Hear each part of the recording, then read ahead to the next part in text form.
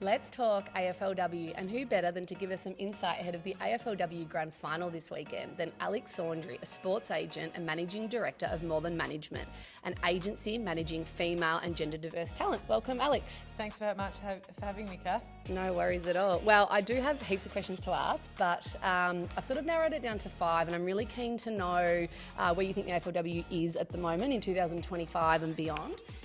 So with that said, how much do you think the AFLW landscape has changed since inception in 2017? I think it's changed massively.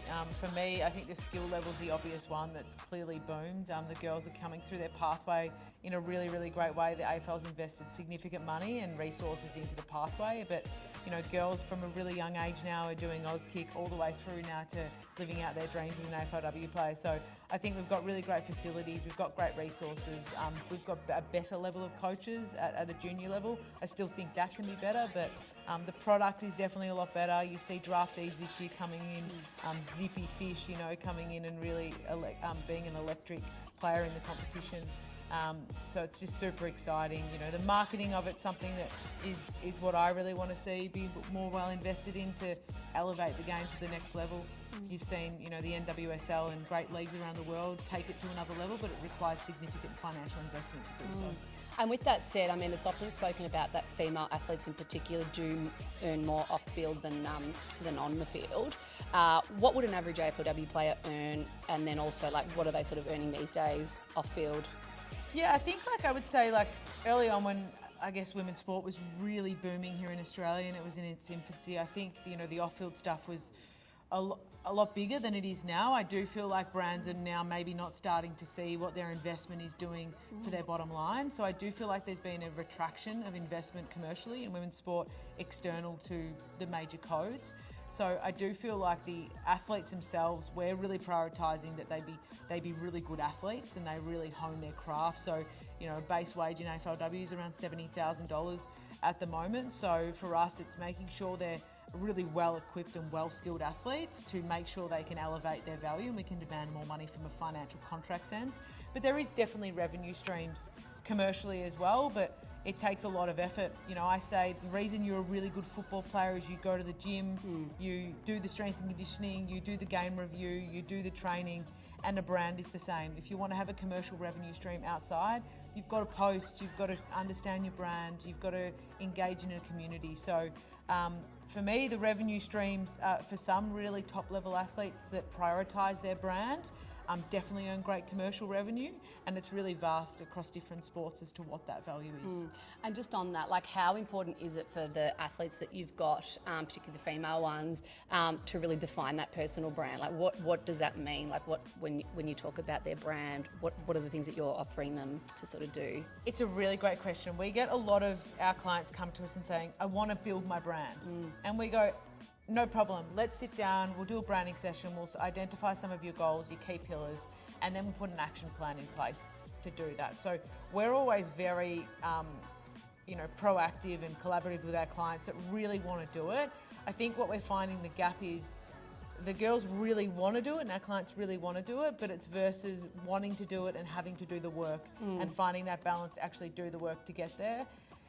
Posting once every month or once every 6 months, you're another player playing AFLW, you don't have a brand. So for us, I always try and find solutions for the athletes to help them, but it's then the buyback and the buy-in, not going, I should just get a brand deal. And it's like, so true. Brands are definitely looking for more people with either depth or clear value and understanding. Katie Brennan's a really great one. Yep. Her evolution of as a player coming into AFLW, she was with a boot brand early on in her career that changed their philosophy as a brand and went a bit rah-rah, a bit, beat the chest out type apparel brand. So we transitioned Katie to 2XU. She's been 10 years with NAB and Toyota as her major partners, but she's got a really great focus on wellness. So for us, we had to work with her to evolve her brand into the wellness space. That took a lot of work and to understand what opportunities were out there, but she's really clear in what her brands are. So, if a brand that she didn't align with or didn't fit with her came to us, no matter the value, she's not accepting it because she really clearly knows her values as a human being and her values as a brand too. I think that's so important, isn't it? Particularly in 2025, like where brand deals don't really go beyond 6 to 12 months. But if she's got sort of 10-year plus deals, I think that's testament to what she's built. What do you think the biggest challenge right now in the AFLW is sort of beyond this season? I think it's keeping the girls and players across the board really well engaged, that we want to improve the on-field product. Essentially, more bums on seats and more people viewing the game means there's going to be more money coming to the game to pay the girls. Sometimes I find we get very distracted by, marketing, and even though I've said it needs significant investment, at the end of the day, that marketing needs to be to get people to the game and to watching the game. So, of course, we need to invest in the product and make sure it's exciting. So, there's been rule changes for that. There's been the difference in the individuals on field. So the AFL are trying to make it a more exciting and entertaining game.